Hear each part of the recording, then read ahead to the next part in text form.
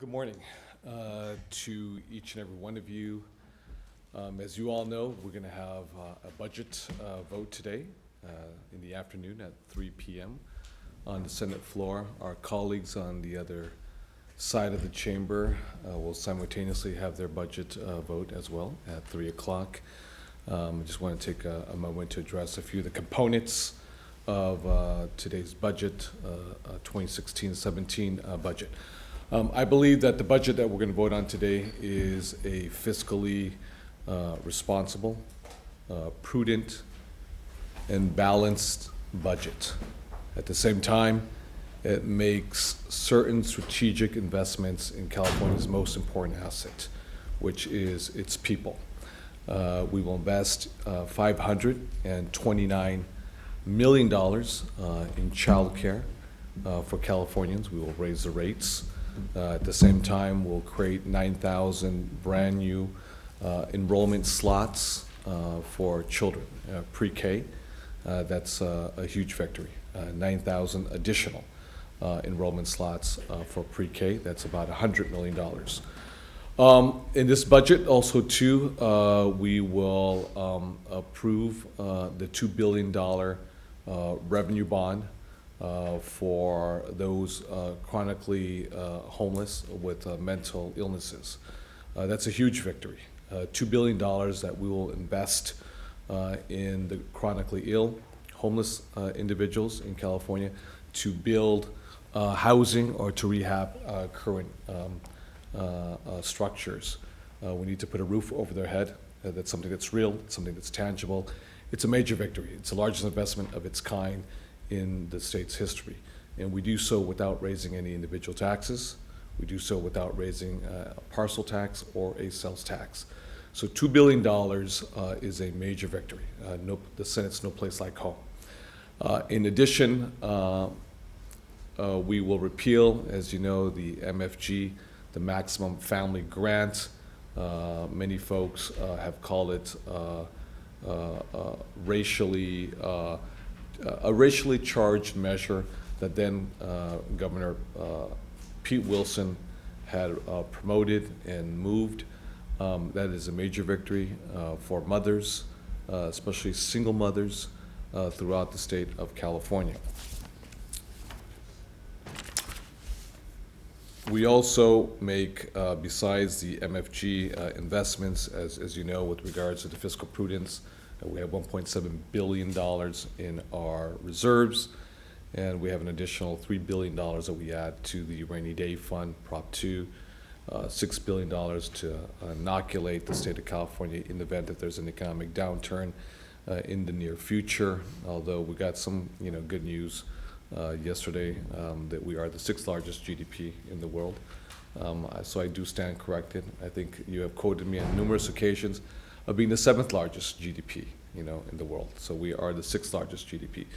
But nonetheless, things go up and things go down. So I think having $6 billion in our rainy day fund is very healthy to inoculate and protect the investments that we're making today for our Californians. In addition to that, we expand enrollment slots for higher education. Roughly about 8,500 brand new enrollment slots for higher education. That is the University of California, as well as the CSU. And these are enrollment slots for Californians, which is a very good thing. We make a one-time investment of $200 million, which is college readiness for California high school students. Roughly 80% of our kids graduate from high school in California. Slightly under half of those students are not A through G ready. They're not A through G prepared. Therefore, over half or under half of our graduates from our California high schools are not eligible for admissions to a CSU school or to a University of California school. Therefore, we're going to make this one-time $200 million investment for those LCFF plus schools, which are 75% or higher poverty schools in California. So whether you're from East Oakland or East LA or Bay Hunters Point or East San Jose, you're going to have a fighting chance to get admitted to a University of California school or to a CSU school. And I think that's a huge, huge victory for many students at the lowest economic strata, whether you're poor white, whether you're poor Latino, whether you're poor African American, or poor Asian American. We need to make sure that these students have a real shot at achieving their dream, because 50%, about 52, 54% of our students in our public schools in California live in poverty today. They qualify for free and reduced lunch. So that's over half of our student population in California. We need to make sure that they have a fighting chance to succeed in higher education. Let me see if there's any other couple highlights more that we also have some investments for our immigrant population in California. You see what's taking place at a presidential level with regards to the polarizing, the polemic, and one could argue easily racial commentary by one of our presidential candidates. Unlike other states in California, we believe in our immigrant population. Therefore, if you are a legal permanent resident, we're going to invest in you so you can become a naturalized U.S. citizen. We're going to invest in you if you're an undocumented student and you are a beneficiary, although it's tied up in the courts right now, of DAPA or DACA in this case, and for the parents, DAPA. So we're investing, I think, roughly about, Craig, what is the overall number? So $30 million for the immigrant community so they can become more of a fabric of California's society. So with that, I'll open it up and answer any questions that you may have. Can I ask you a question at the outset about the way that the way these discussions overall went with the governor? I mean, I think things went fairly fast. The governor seems to have had a mindset, at least like last year, of giving, more focused on a dollar number and figuring out how to fit, maybe Democratic priorities into it. Is it similar to this year, or can you talk about it, especially given things like MFG and other things that have been around for a while? I think that, going back to what I said originally, this is a budget that is fiscally balanced, it is prudent, and it is responsible because of what we've done with regards to the rainy day fund as well as the reserves. That being said, at the same time, we pushed hard to make sure we make investments in the most vulnerable communities in California. So I think overall, there's a lot to like about this budget. For those who look for larger investments in human capital, it's a huge victory. For those who look for fiscal prudence in the event if there's an economic downturn, some type of economic recession, especially in a globalized economy, there's a lot to like because we have a lot more reserves. And I think actually with regards to our rainy day fund, a record amount of reserves, we double the rainy day fund. To inoculate ourselves of any economic downturn in the future. Pushed, does that just mean the governor is resistant to those ideas? No, I think, everything, when we start, in the beginning with regards to negotiations, everyone has their own different priorities. We have our priorities, and I'll give a lot of credit to Senator Holly Mitchell, who has been a champion on MFG, and this year we got it. There are two-thirds bills as part of this package. The no place like home and the hospital. Quality assurance fee. Our expectation is to bring up those two measures tomorrow, on Thursday, not today, Wednesday.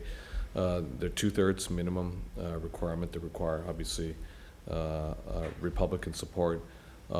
We believe that we'll receive the necessary Republican support, especially on the issue of homelessness, because the issue of homelessness is a bipartisan or a nonpartisan issue, whether you're Republican or Democrat, white or Latino, or irrespective of the hue of your skin. This impacts all of us at every economic strata. I can't tell you how many folks I have met, Republican elected officials who have given me their own anecdotal stories about their own family members who are either bipolar, manic depressant, became schizophrenic, and now are homeless. And so this impacts all of us, and I know that when I first introduced the Senate's No Place Like Home in Skid Row in downtown Los Angeles, we did so in a bipartisan fashion with Senator John Morlock, Republican from Orange County, as well as then the Republican leader, Senator Bob Huff from Diamond Bar, Walnut, and up here, I think it was Senator Canella from Ceres, all Republicans. We passed this measure on the Senate floor, I think almost unanimously. I think if I recall, I think just about every Republican voted for it. So although the threshold is 2/3, there's no reason why every single Republican should not support this measure, both on the Senate as well as the Assembly. Can I ask you to talk a little bit more about that initiative? Was it inspired by any particular experience that you've had, as a Californian, while walking the streets, you would be it here in Sacramento or in your home in Los Angeles? I mean, what are you seeing and experiencing in your colleagues that led to that proposal? As we all know, California is home to the largest homeless population in the nation. And specifically, the county of Los Angeles is home to the largest homeless population in the state of California. I happen to have the epicenter of the homeless population in my district that I share with Senator Holly Mitchell in Skid Row. I think historically, homelessness, at least in Los Angeles, was very neat and tidy because it was within a square mileage area of Skid Row. In the past few years, we've seen it metastasize to other parts of the city, to other parts of the state.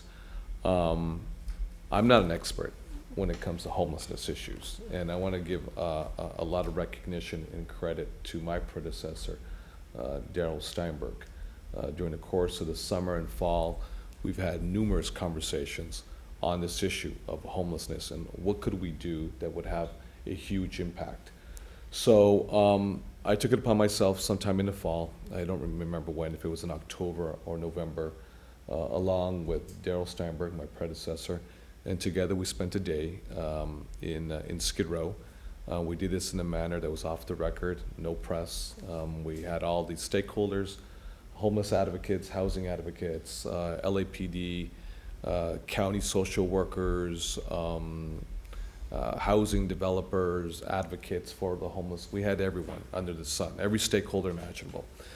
And I came away very inspired. I came away somewhat befuddled by the current policies, the siloed approach sometimes of government, both at the local, at the county, and the state and federal level, how it's disjointed, how it's siloed, how they don't really work in concert with each other to leverage and stretch dollars to the maximum value to provide a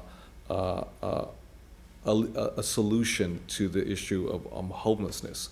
There's not one politician, Democrat or Republican, at any level that can help resolve this situation. It's a team effort because homelessness is so complex.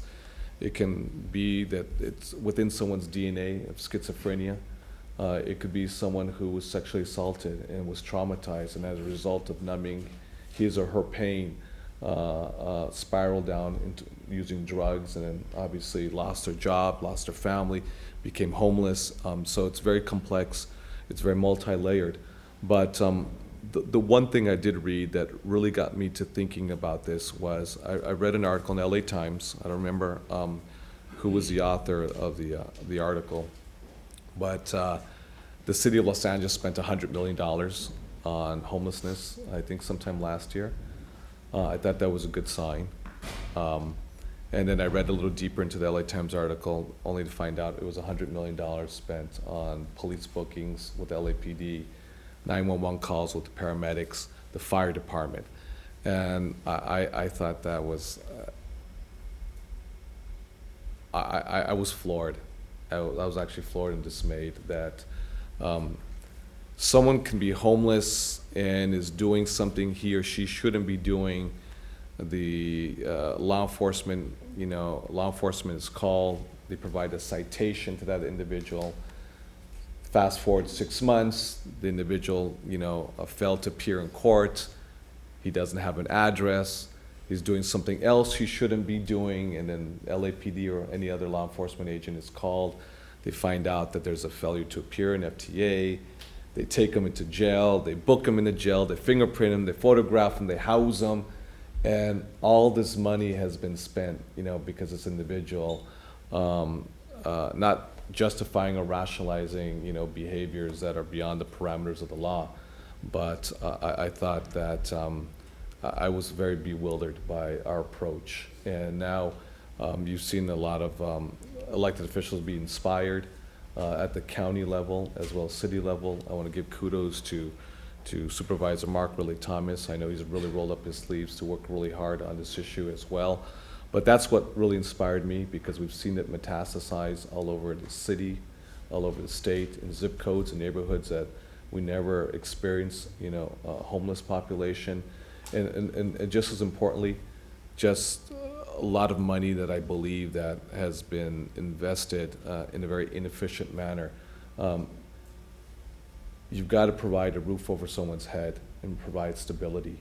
You just cannot provide psychotherapeutic services or substance abuse therapeutic services and expect them to go back and live in a cardboard box in the alley or adjacent to an off-ramp off the 101 freeway or the 5 freeway.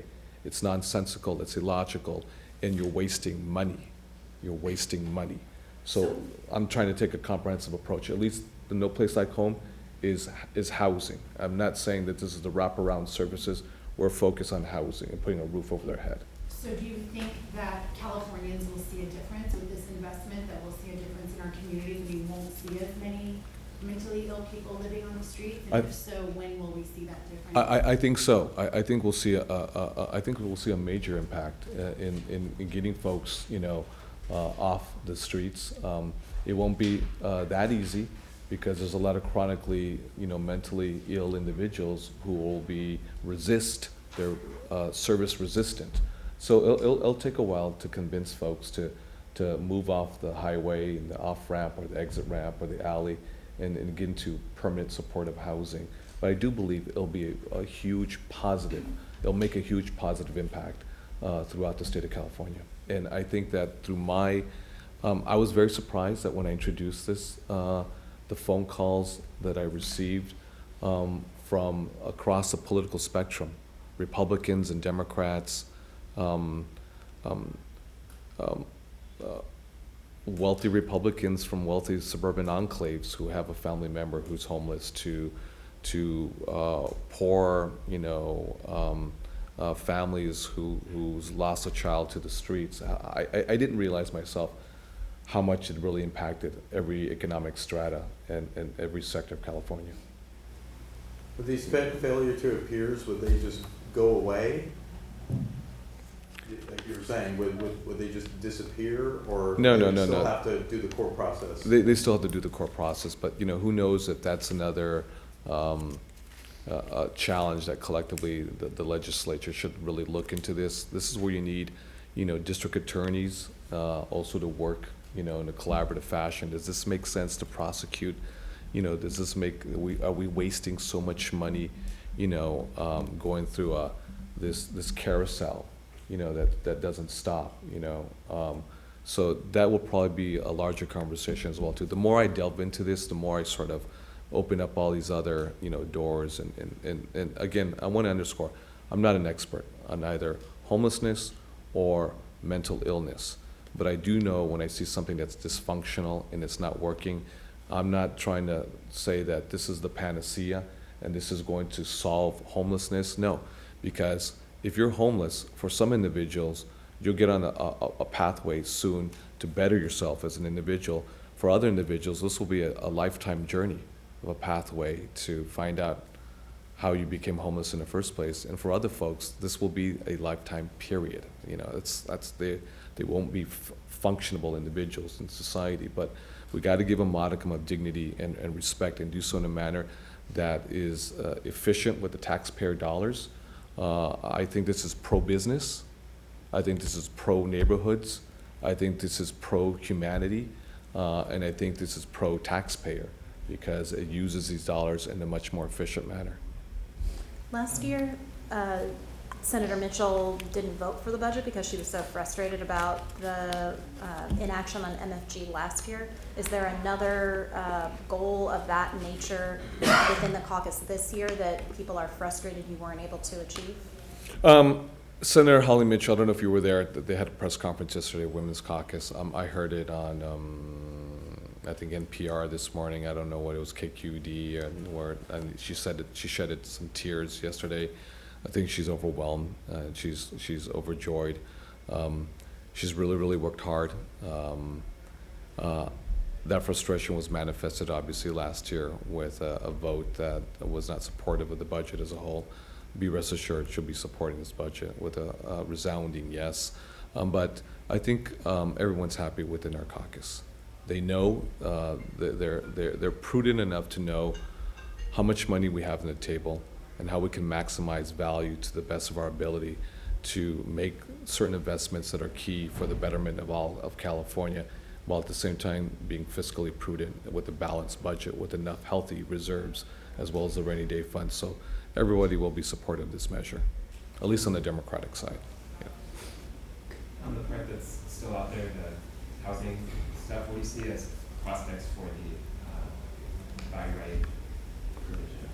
I want to give credit to the Assembly and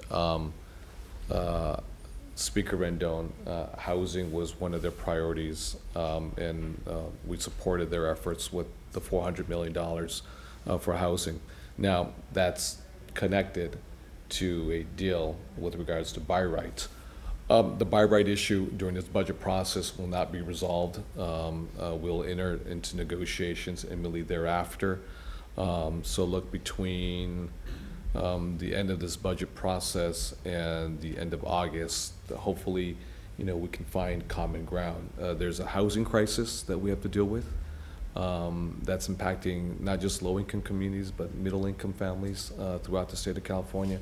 I do believe, and I don't know what that solution is yet, but I do believe that we can find a common ground, that a clean, safe environment is not mutually exclusive to more housing development.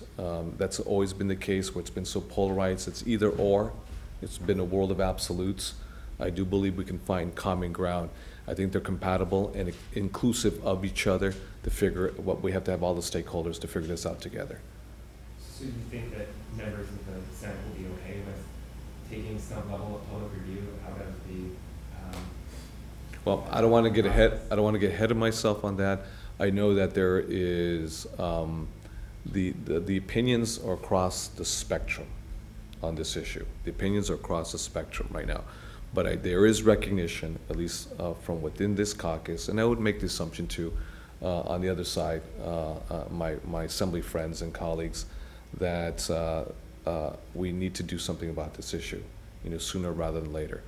What that is yet to be determined. But again, going back to what I said, having a clean environment and more housing to deal with this crisis are not mutually exclusive.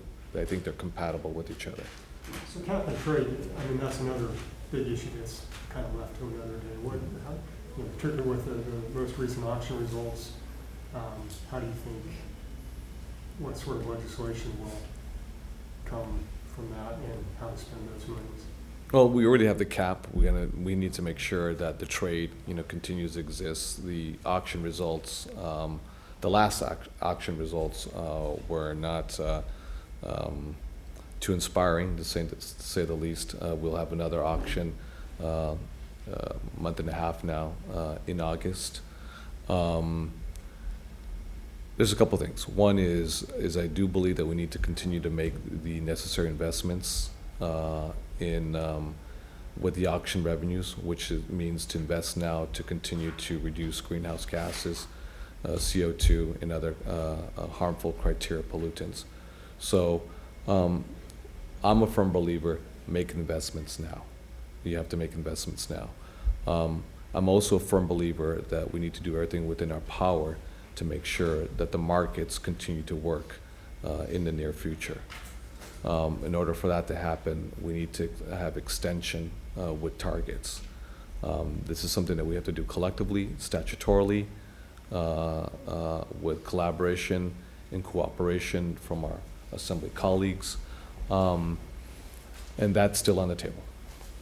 Senator, what do you say to people who are frustrated that there's no transportation fix in this budget? The special session is still ongoing, it seems to be stalled. What are your thoughts on that? Well, the special session, like you said, that's the key point. It's still open. We have not, bless you, we have not shut down the special session. I know that we shut down the special health session, and as a result, we got the MCO, tax reform, as well as the tobacco measures. The transportation special session is not shut down for a reason, and that reason is I still, harbor hope that we can secure a deal. Let's get past this budget. Let's get past this budget and all the ensuing trailer bills, and then we will roll up our sleeves still and engage. We're still engaging on transportation. I don't want you to leave. I don't want to leave the impression that we've, let it sort of I'm forgetting the word I want to use, but we haven't neglected the issue of transportation. It's still important. I think if we can do so, it's a big economic multiplier for California. We got money in the rainy day fund, and if we can move forward the transportation package, I think it's a big multiplier effect economically to put more Californians to work. So that issue is not over by no stretch of the imagination. It is still on the burner for me. This year, I just want to put this in context for 2016. By any objective measurement, I think we've had a banner year coming off the year 2015. We accomplished the MCO tax reform. We avoided a $1 billion hole in our budget. We accomplished tobacco. We accomplished development disabled, $330 million on ongoing, not one-time appropriation. We've accomplished the minimum wage. So to date, we've accomplished a lot of major policy initiatives that are having an impact throughout the rest of the country. Transportation is the big one that's still on the table. Special session is still open. It's open for a reason. We're not going to let that go, and we're not going to forget about it. Let's get past the budget, and then we're going to tackle that, especially with cap and trade as well, too. Yeah, back to cap and trade, when you said that's still on the table, are you talking about whether it will continue past 2020, or what did you mean when you said that's still on the table regarding cap and trade? And I don't know if I said it was still on the table, then maybe. What about cap and trade past 2020? Is that going to happen or not? It has to happen. There's no other choice. If we want a healthy market to exist, markets are very emotional. And if there's no predictability, there's no stability, then we see the emotional gyrations of a market. We see this happen all the time on Wall Street. So there needs to be stability, there needs to be predictability with regards to the cap and trade market. You cannot just have an exclusive cap without the trade. If you don't have the trade, you don't have the necessary resources to make the necessary investments to continue the goals of reducing carbon and other harmful criteria pollutants. That's why I said a few moments ago that we need to work together, the governor and our friends in the assembly, to work out a deal. That's absolutely important if we're going to do this. This budget, at least from the numbers I think we've seen so far, is relatively the same size general fund as the governor's budget, a couple $100 million or something difference. Governor's finance department estimates that we could be facing a budget deficit in a few years. In I think 18, Yeah. 19. Do you, so I guess it's a bit of a two-part question, but they're the same thing. One, do you feel confident in the structural stability of this budget? And does this budget assume, in your mind, that the Prop 30 extension passes? This budget does not make any assumptions with Your regards. assumption. Yeah, it does not make any assumptions with regards to Prop 30. But what are your assumptions? No, it doesn't. You're not assuming Prop 30 passes. That's two different questions. You're asking me if this budget makes assumptions with regards to Prop 30. Do you assume that it's going to pass? Do I assume it's going to pass? Did you go into these negotiations assuming that Prop 30 would pass? Therefore, are you comfortable with the fiscal numbers in it? I am comfortable. We're going to have a budget vote today, and that's why I'm comfortable with having this budget vote today.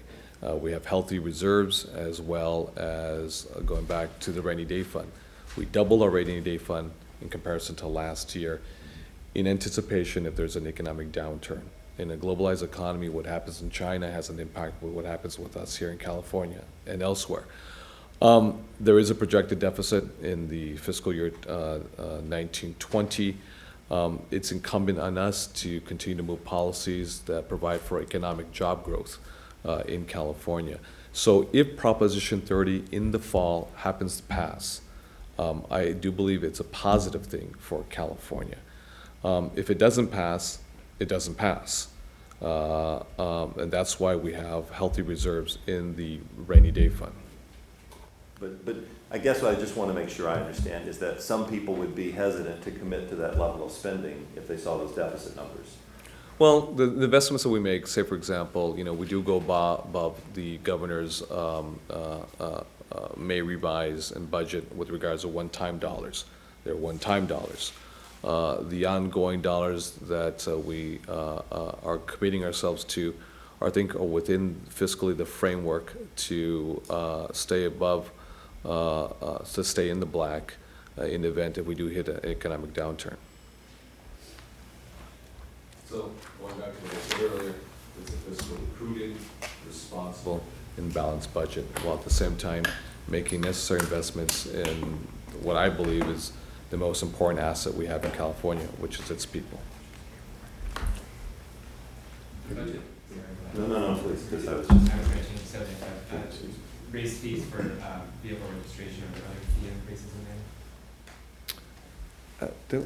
Do we have anything else? Yeah, $10 fee. Other than that one, are there others in there? Other fee increases? I'd have to get back to you on that, there may be some little ones, but there's not, I think they- yeah, not any. Tiny ones right there. have you told your friends in LA County to give up the idea of a local income tax? Supervisor Ridley Thomas has asked for it. I mean, what have you told them when they've come to you and said, what about it? I've applauded, Mark Willie Thomas for rolling up his sleeves and for really working hard and not leading by Twitter or by press release, on the issue of homelessness, and by not promising dollars that are non-existent, but rather by really rolling up his sleeves. I have nothing but praise for Senator Mark Willie Thomas. That's an issue that he's had his conversations, as you all know, and you've reported directly with the governor. What have you told them? I think that for this to happen, that you need a tri-party agreement, consensus. And that obviously is my colleague on the Assembly, the governor, and myself. But I have nothing but praise for his hard work in trying to deal You with this weren't a issue. signatory to that letter that asked the governor for the authority. Other members of the legislature were. I was not asked- a Were signatory. you asked about I it? have, Do in you fact, support it? Do you support the idea of a local income tax in LA County for homelessness? for homelessness, Yeah. I'm supportive of the transportation, in Los Angeles. I've been very clear is what we're doing in the state legislature with regards to No Place Like Home, which is a huge positive impact. We're talking about $2 billion right now. That is huge. I'm supportive of numerous efforts, but it's premature. It's premature because if the governor is not on board, it's all for naught. I'm sorry to just, but one more, in concept though, would you be willing to support it? I mean, Well, concept is neither here nor there, because we're not talking about theoretical, it's somewhere, but it's not here nor there, it's, if the governor's not on board, it's very difficult to and you get. told Mr. Ridley Thomas it's premature then, I guess. No, what I've in private as well as publicly, as you're hearing from me right now, I've been very complimentary of him in his efforts, but I've also made it very clear too, if the governor's not on board, it's all for naught. Do you share any of the governor's concerns about opening the door to localities asking for income taxes? Separate from the issue of the objective to raise revenue for wraparound services, separate from that issue, just in general, with the idea, the concept. you start diffusing and decentralizing one's responsibility in the state capital, and then makes you wonder, are you offshoring and not offshoring, but outsourcing one's responsibility in the state capital? When you're negotiating the budget and you end up with the same general fund number as in the May revise, essentially. No, I don't think that's accurate. I think we're above the May revise. Okay. Well, I mean, roughly $122 billion in each of them, right? I mean, there's a few $100 million difference. Give or take. Okay. The way that you've done that and still added spending for childcare, affordable housing, those kinds of things, right, is that pushing other spending, health retiree debt to Prop 2, making another, making prisons or jails, sorry, lease revenue bonds, right?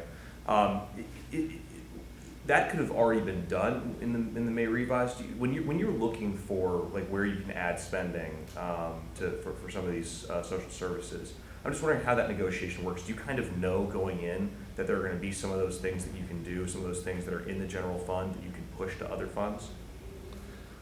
I mean, when you look at this, you try to, you have your priorities, what you care about, as a caucus, what your values are, because when you vote on the budget, it's also a value statement, where your priorities are for your constituents and for Californians, irrespective of political party. At the same time, you're pragmatic, knowing what the real numbers are, and also knowing what may happen in the near future, what's maybe lurking in the horizon with regards to a fiscal downturn. So it's a give and take with the governor, with the legislative leaders to move forward, what their legislative accomplishments are. I'm really proud about the Senate's approach towards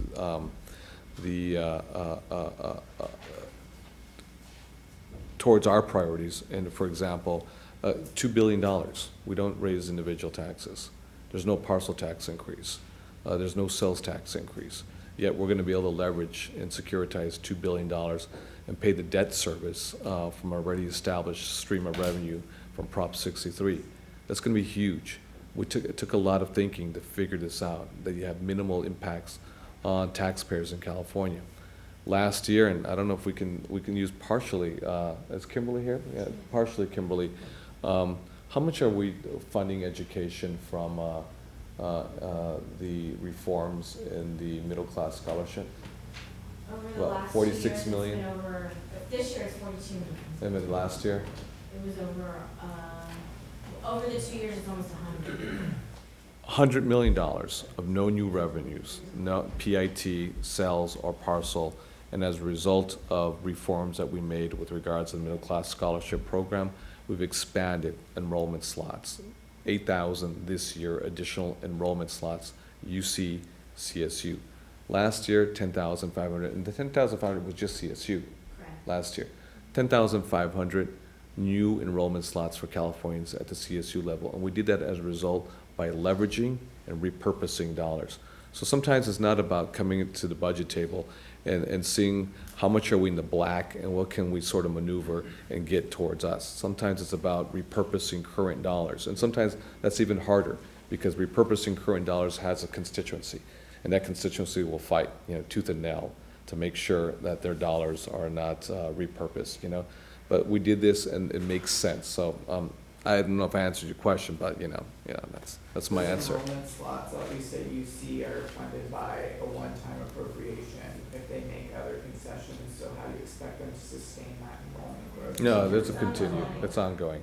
So it's not a one-time and then we'll leave them at it's not one time and then we leave them hanging at the altar and we just disappear and we leave it up to them to go start looking for it, whether it's internal efficiencies from within and start cutting, No, it's an ongoing commitment to the UC. But only if they make those other changes. That is correct, yeah, Okay, that so is then correct. money won't- There's some money won't kick contingency in language. until- okay. There's some contingency language, but that's okay. Okay.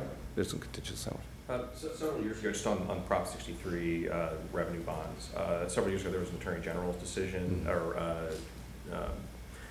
opinion that essentially using Prop 63 funds in that way to build housing for homeless was not in line with the intent of the proposition. Do you worry at all about that going to court and getting struck down?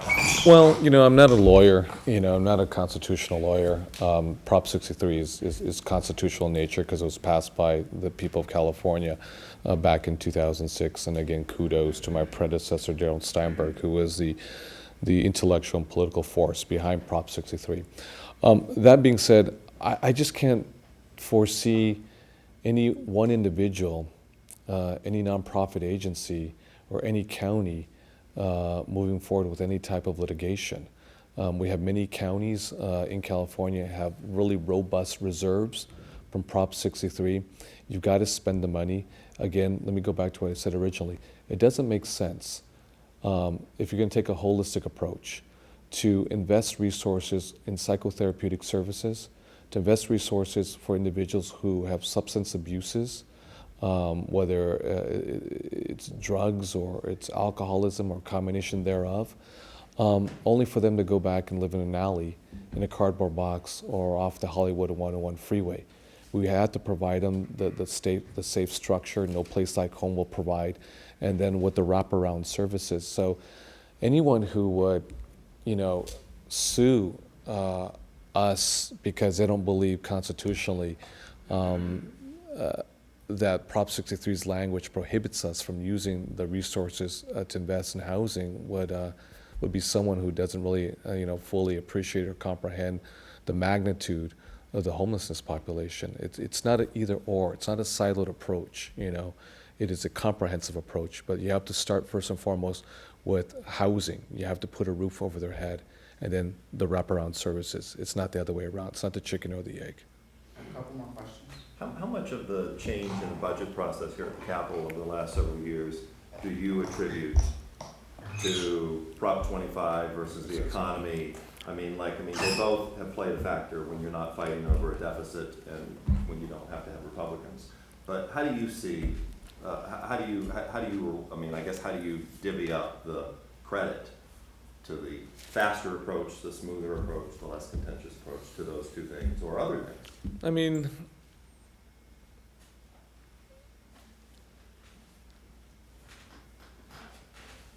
I can't speak for my colleague on the Assembly. I can't speak for the governor, but this year was much smoother.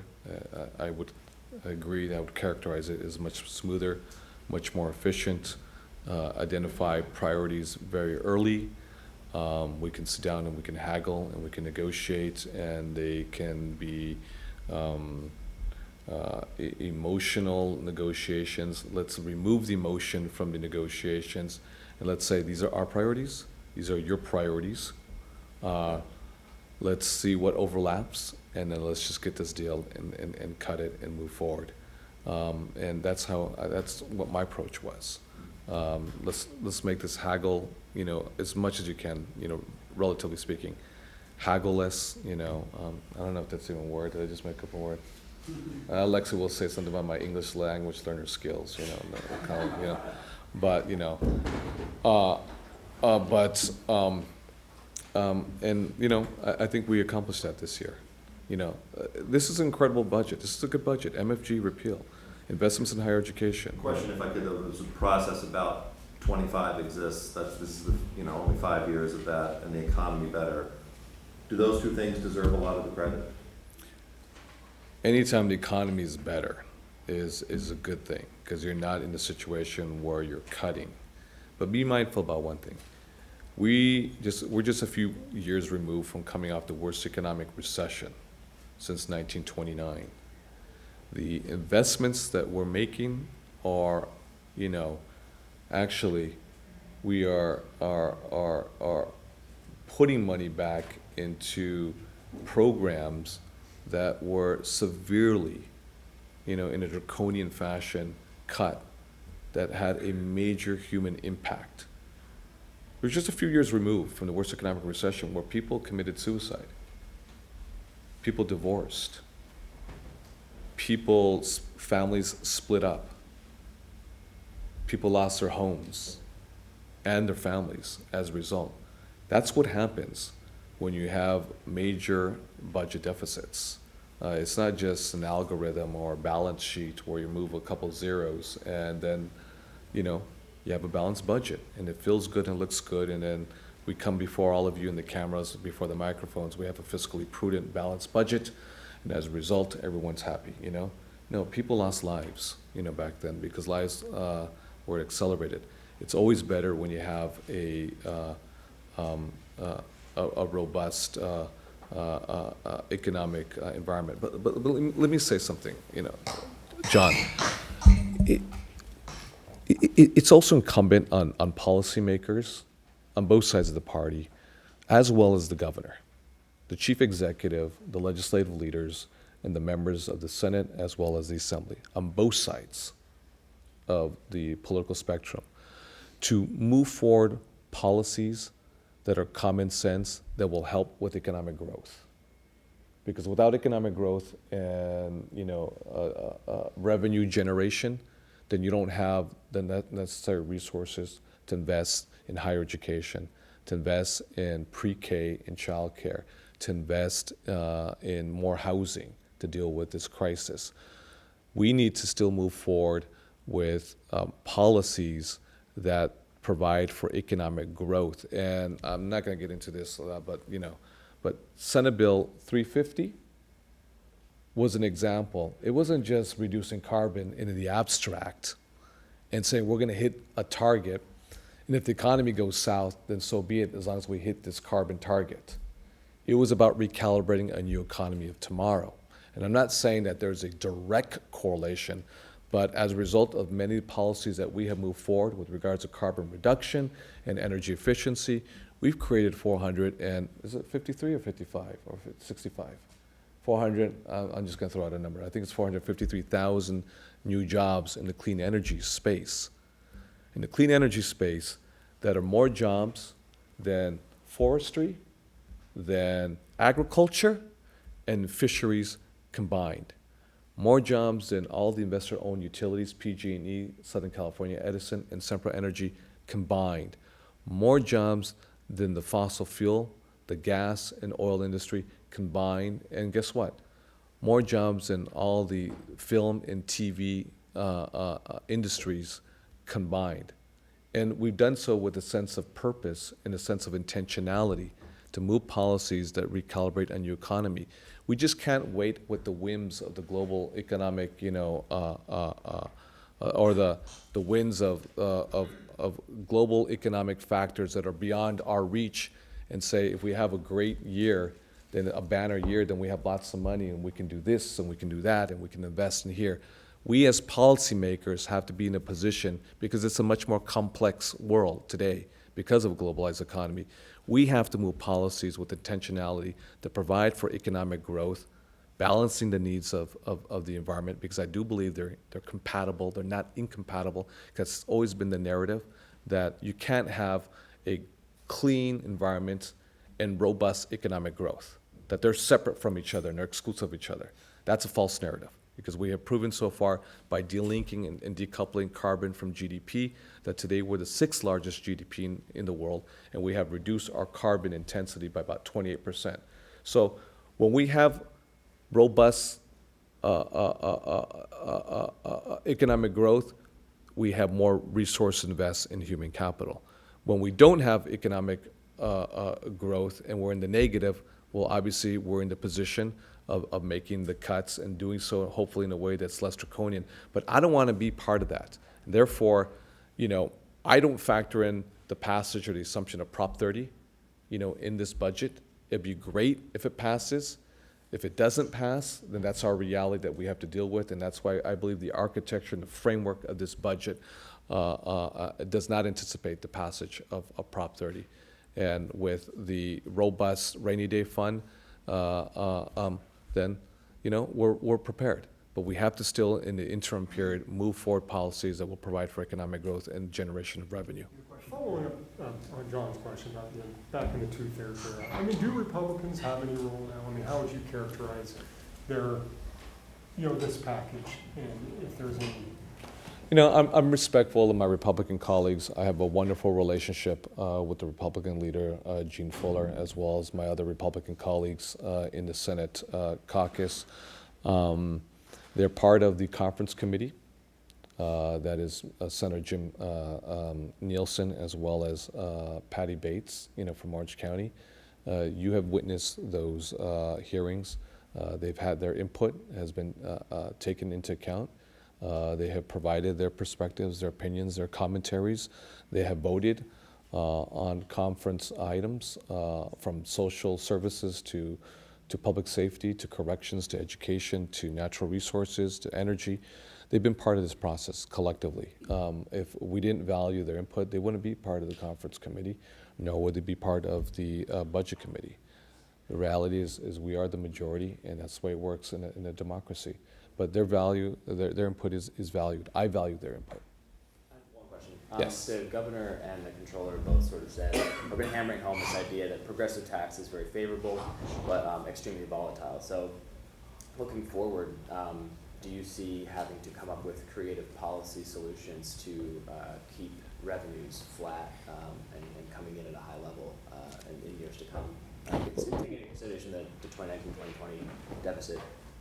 That's a bigger question, and that's a much bigger question. I know that Senator Bob Hertzberg, within the Democratic caucus, has been charged to explore potential tax reforms that would not leave California susceptible and vulnerable to the economic global gyrations of the market. We know that when it rains, it pours. And we know that when there is a drought, there is a drought, And we're in the 5th record year of historic drought. So that's a larger, more mid to long-term question that's not lost on me. I know that we need some sort of tax reform if we want predictability and continuity that provides policymakers the ability to know how much money we'll have so we can make the right investments for mid and long-term gains for California. So I would say that's still on the issue, which I think you're getting to, which is the issue of tax reform in comparison to the current tax structure that we currently have in California. And then can you, for Spanish-speaking folks, can you do a statement in Spanish? Just about the budget, Just like from the Okay. beginning. All right, okay. You see how the mainstream press now just turns off all their stuff right now? That's wow, it's wow, it's a reflection of, no, I'm just joking. So John Myers will now perk up and listen intently now. So from North Carolina, Tobacco Road. Pues bueno, pues hoy día votaremos en favor de un presupuesto por el Estado de California por este año fiscal entrante. Vamos a invertir en números históricos sobre preescolar. También vamos a invertir en la educación superior, particularmente para las familias de muy bajos recursos, de familias de zonas muy humildes como su servidor. Igualmente vamos a invertir en servicios para los grupos no lucrativos pro-migrantes, invirtiendo para programas como la ciudadanía, DAPA y DACA. Creo que fiscalmente es un presupuesto muy prudente para el Estado de California y esperemos un voto en favor de este presupuesto hoy día, el día miércoles. Any more questions? Yeah, just on Dentical. So we've seen a couple of, on Dentical, we've seen some pretty harsh reports about that program and how it operates. And one of the big things has been about reimbursement rates and the idea that they have not been, the dentists are still receiving the same rates they were receiving in 2000. There's no more state money, it doesn't look like, in the budget going toward Dentical. I'm wondering what the decision was there. It's We did an augmentation in the current year. It's part of it. Last year's budget included an augmentation in the current year, and I'm not sure it's still true yet. So in both years, last year and this year, Yeah. an augmentation. Yeah. I can circle back if you want. Do you want to circle back into that dollar amount? I don't know. Sanford? It was- Just one issue I'll just bring up very quickly. The issue of Stanford University, the young man and the decision by Judge Persky, the 6-month decision. I do find it appalling. I find it disgusting that this young woman could have been sexually violated and traumatized, and for the perpetrator of such a heinous crime could only receive 6 months. As you all know, I am the author, along with my colleague, the chair of the Women's Caucus, Hannah Beth Jackson, of the Yes Means Yes measure, which is the first of its kind, which changes the legal paradigm and removes the onus from the young victim or the victim. In this case, the vast majority of them are women on a college campus, to the perpetrator. In addition to that, that requires all UC schools, all CSU schools, and all private independent nonprofit colleges, whether it's Stanford or USC or University of San Francisco or Santa Clara Loyola. All of them must comply with this new law on an annual basis. They must provide psychotherapeutic services for the victim, as well as provide orientation every year to all the incoming classes on the issue of sexual assaults.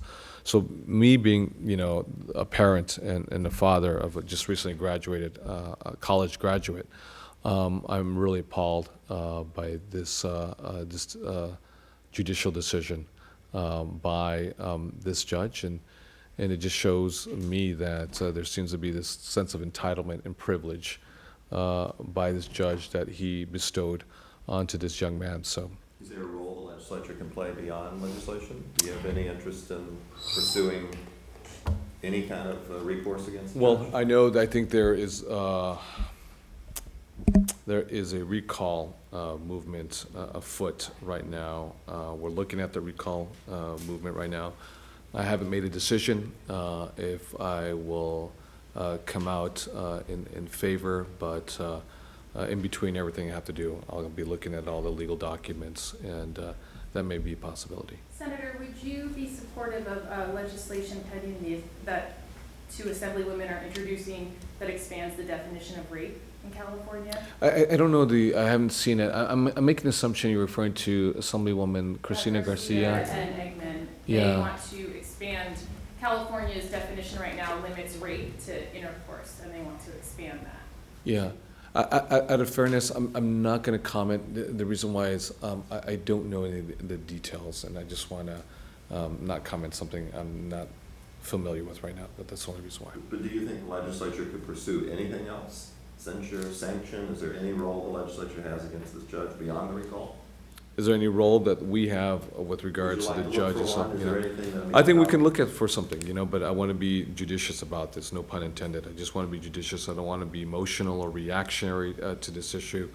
I want to be smart about this, and all I wanted to share was that I'm just absolutely appalled at this decision, because it makes a mockery out of the sexual, physical, and violent assault of this young woman. To get 6 months is utterly ridiculous, and I think there is an entitlement, privileged, mindset that he didn't want to harm the future of this young man. And I see many victims of crimes.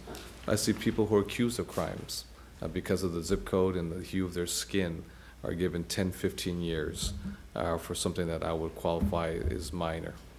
So. Before you walk out the door, could you talk at all about where we stand on gun control issues vis-a-vis the Lieutenant Governor's initiative? June 30, the ballot gets certified, you're moving bills forward that do a lot of the same stuff. So now what? Well, I've always been very clear that I want to move forward a comprehensive gun package along with my counterpart in the Assembly, Speaker Anthony Rendon. My objective has always been, if it happens, is to see if we can, prevent the ballot initiative from appearing in a November ballot. We may or may not succeed. I don't know that. Where do you think it stands at this point? Well, if we're successful in getting the measures passed and down to the governor's desk in a timely fashion, and he signs the necessary number of bills, I don't know which ones they are yet, because I know there's a whole package of the bills. It'll ultimately be up to the Lieutenant Governor But to that make a would have to happen decision. within 2 weeks. That has to Senator, happen just within to 2 bring that weeks. point. No, I understand. Secretary I know the certifies timeframe. ballot, Off we go. I understand what the time frame is. I understand what the time frame is. You think there's still a chance of that? I think there's always a chance. I think there's always a chance. I think there's always a chance. That's my goal. My goal is we're legislators, and our responsibility is to legislate. We don't outsource our role or our responsibility to the people of California. That's not why they voted for us. They voted for us to make very difficult, decisions. No matter how difficult, no matter how complex, no matter how controversial the decision may be. That is our role. Not to skirt from the issue, but deal with it and tackle it head on first. I compliment the Lieutenant Governor for his efforts, but, and it's a big but, if we can accomplish this in a timely fashion and get it to the governor and get his cooperation, then I don't see a need for a ballot initiative to move forward in November.